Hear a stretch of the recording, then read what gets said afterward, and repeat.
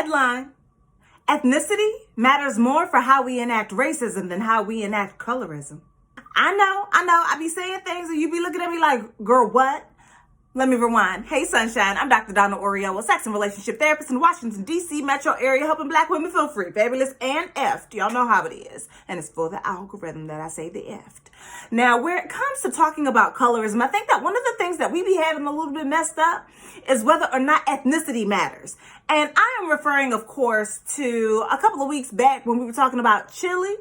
Specifically, how Chilli said, "I'm not chocolate, I'm caramel." Right? And that was, and what I noticed, rather, one of the things that I noticed is that a couple of y'all came into my comments and y'all was just like, hey, but she mixed, right? That she's got Bangladeshi background. And I was confused as to how we got there because I didn't think it was pertinent to the conversation. And then I realized, of course, it's pertinent to the conversation. So let's talk a little bit about how. So I just told y'all that ethnicity doesn't actually matter so much in how we enact colorism, but it does matter in how we enact racism.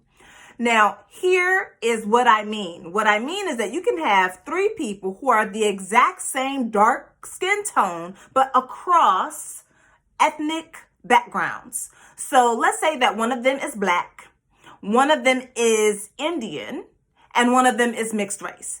Everybody's the same color. We all line them up. Boom, boom, boom, boom. The way that we experience colorism on the global stage is the same. What I mean to say is that because we are all dark, we're all discriminated against and have health outcomes that reflect that.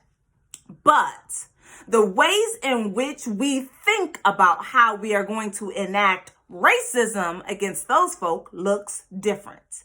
And y'all know it do, because some of y'all already mentioned it in the comments, but Chilli got good hair. She got that pretty hair. She can afford to be chocolate, right? So when you say something like that, what are we evoking in that moment? What you're invoking is the fact that she has mixed ancestry and that mixed ancestry forgives her for having the audacity to be chocolate, right? It is to say that, okay, she's a little less chocolate because she got good hair.